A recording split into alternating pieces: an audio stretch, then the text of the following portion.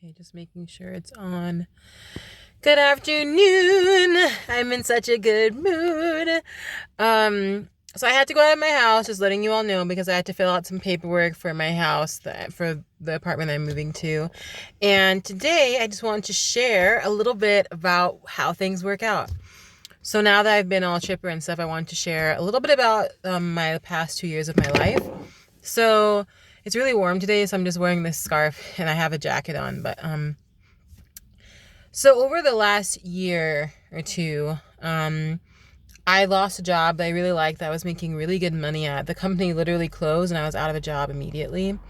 And it was so sudden and so shocking that I kind of broke. Like I broke. I'm the kind of person who's very optimistic, who's like the one who always brings people together, all that stuff, blah blah. But I broke down and I was, really sad. And my credit went down over the past like 2 years. And I had to borrow a lot of money, and so my credit has been really bad, really low. And I've lived in this apartment since 2017, 2018 actually, April of 2018, and my lease ends this in like 2 weeks. So it's about the 15th. My lease is over May 1st. And I lived in this apartment, and I've loved this apartment I've lived in. Like, I've had some wonderful memories, and I have planned so many parties, and we've had so many people come by, and like we've done all these wonderful, amazing things. But one of the things is that I just felt like it was time to leave. It was time to leave, and I felt like my time there and has kind of expired. And I really wanted to live by myself again. I lived by myself when I first moved back from being in Boston for a year. And I really wanted to live alone, but I didn't know if it was possible. I didn't know if I was going to be able to not just afford, but I do have the income to afford an apartment. I can afford more than I have now. But I didn't know if I would be able to get an apartment with the credit score that I currently have.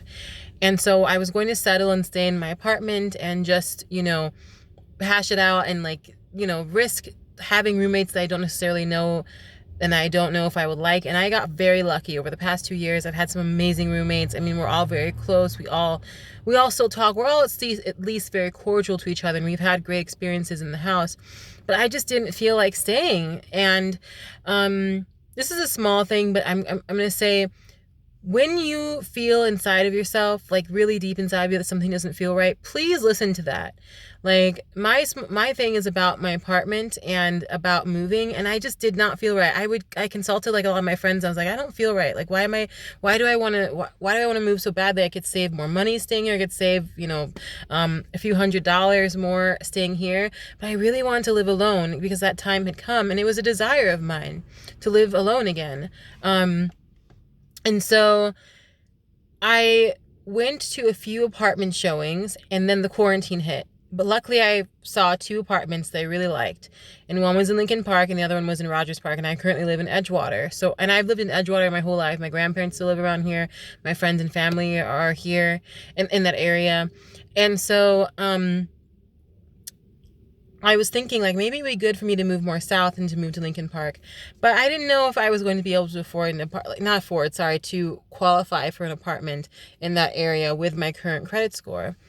Oh, like the place I'm moving to is right across from the zoo. And so I found a place to sublet, and I was just going to take over the lease, which is what I would suggest for anyone to do who has low credit, or look for something like that, or who doesn't know where they want to live. And so they basically processed my application. I was waiting and I was so nervous. I was like, are they going to accept it? And when I talked to Anissa, the girl who I'm taking the apartment from, she's like, they don't care about your credit. They just care if you can pay it. And they processed my application and it got approved. And I'm just so happy because I left there today.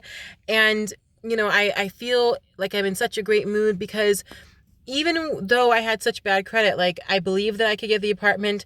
I, have good income. I have great references. And I just felt like it was meant to be, but I don't want to say that this happens for everybody, like in terms of you get what you want, but I do believe that we get what we need. And when we try to do our best in life, that good things do come to us. And that's what happened to me. Like a really great thing happened. And, You know, I'm 27. I live on my own. Like, I have my own bills. I pay my own bills. And I'm very happy that I can do that. And getting an apartment was what I really wanted.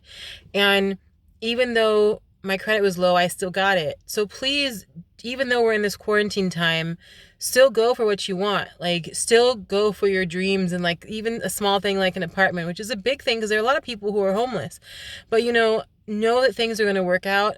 It's a timing thing. I can't stress enough how important timing is. You could have a great life now and it could be bad in a few days. You could have a really crappy life now and it could be wonderful in a few days or instantly. And the other thing about that apartment is that the other apartment that I applied for got back to me and said I got approved too. And that one you needed really high credit for.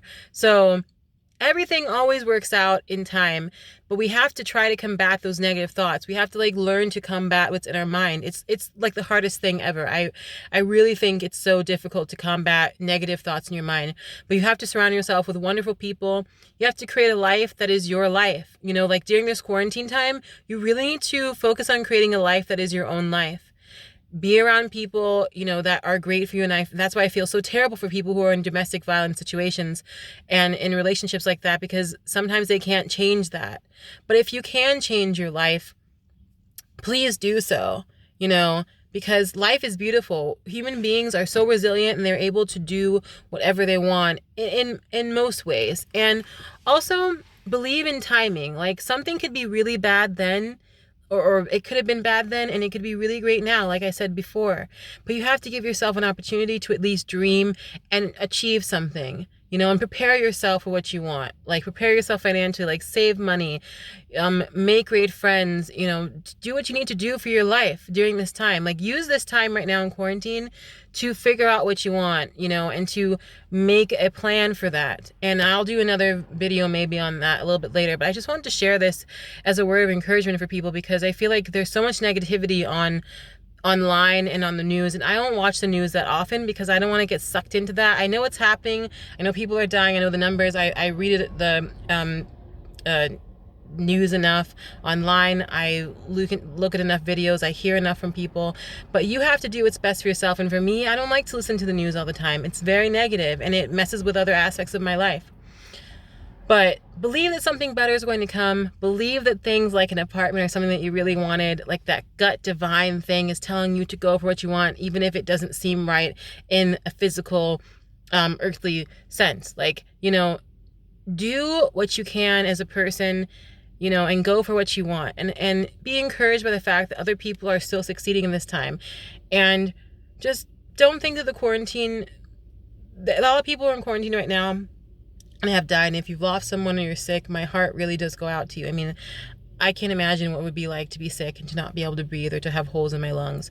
But if you are not sick, honor those people in the best way possible by living your life still.